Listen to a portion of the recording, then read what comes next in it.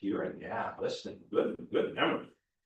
I love fairs. You like to go to a fair once in a while? So I went to a concert, and as I was walking through the fairground, I was listening to the laughter and the cheering at some of the games. And what I heard was a lot of people having a lot of fun. And I thought, there's some really neat things going on. I went over there and they were throwing balls into buckets. They were shooting baskets into what seemed like really small hoops. And they were having the best of times. And then I saw something that I thought, what if that had helped us with our children's message? You want to know what it is?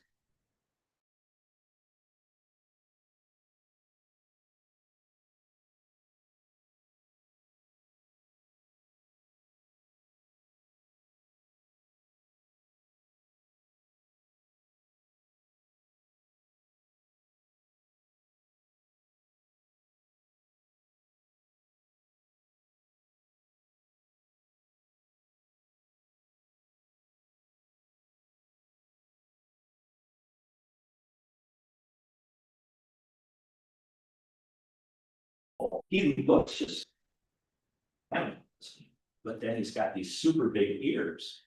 But we don't need super big ears to listen to it. Because we've got two ears that are special just to us. And they help us hear and listen to God's message and Jesus' message. So today, during our sermon, I want you to imagine what Stitch will be listening to with his super big ears. And then I would like you to think about, what do you think the two sisters were thinking when Jesus came to visit them? So there will be two sisters, Martha and Mary. They're going to welcome Jesus in the house. And you think about what you would feel like or what you would be listening to if Jesus came to your house. Okay? Does that make sense? You can take him with you. How about, would you like one of these? I like bear food too, so imagine stuff which will help you know that you get. There you are. Having a good food, use that.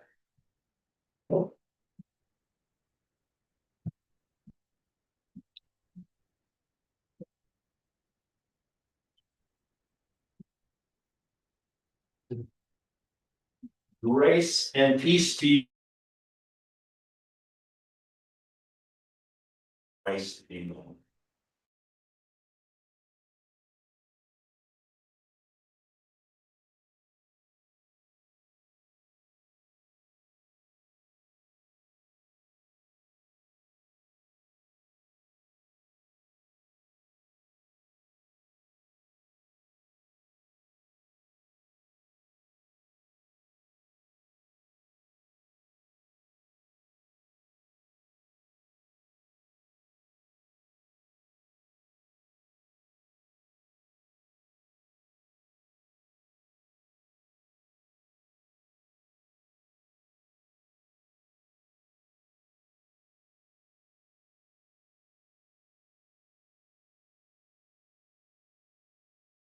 Butter.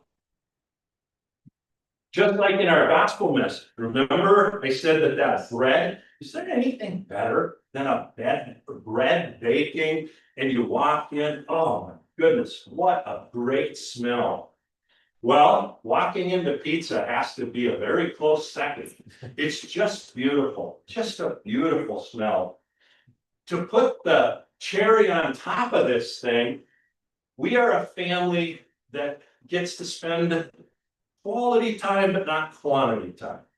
So our quality time was on this night, the Minnesota Lynx women's basketball, WNBA, was playing the Indiana Fever with Caitlin Clark. This was our pizza and WNBA night, the big night. It was going to be fabulous.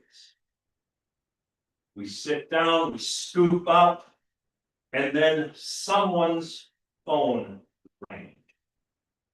we're not gonna say whose phone it was, but someone's phone rang. It was loud. We were sitting there, and then I looked at caller ID, and I knew it was coming from work. Now, I work my regular day job with a lot of younger folk. And I have to sometimes teach them the skills of communication. And communicating with your boss means call me in an emergency, but don't call me any other time. Let the people in the place do their job. And so I do. Then it rings again and again.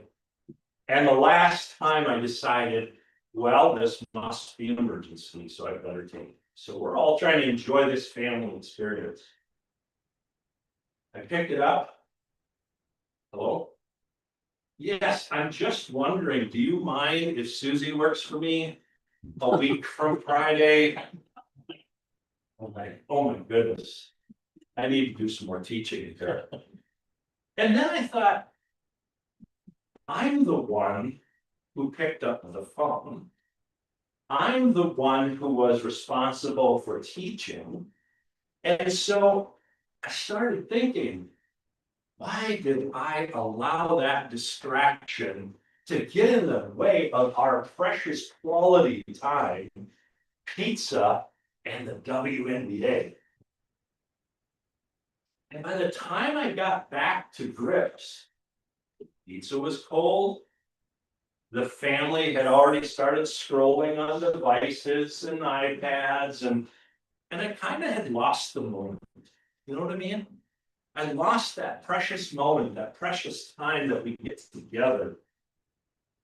And I thought about it, and I thought, this is a wonderful opportunity on this Sunday to talk about choices of distraction and how listening is an active skill. It's something that we can learn to do. You see, we're in a kind of a obsessive compulsive society where if the phone rings or we get a text or whatever, it feels like we got to get to it right away. Got to get to it. And then even if we know we shouldn't, you kind of do it anyway, or you kind of hide it. And I'm thinking, okay, a couple thousand years ago, no cell phones, but it sets up Martha and Mary just perfectly. So there's a lot of things in life that we want to accomplish. This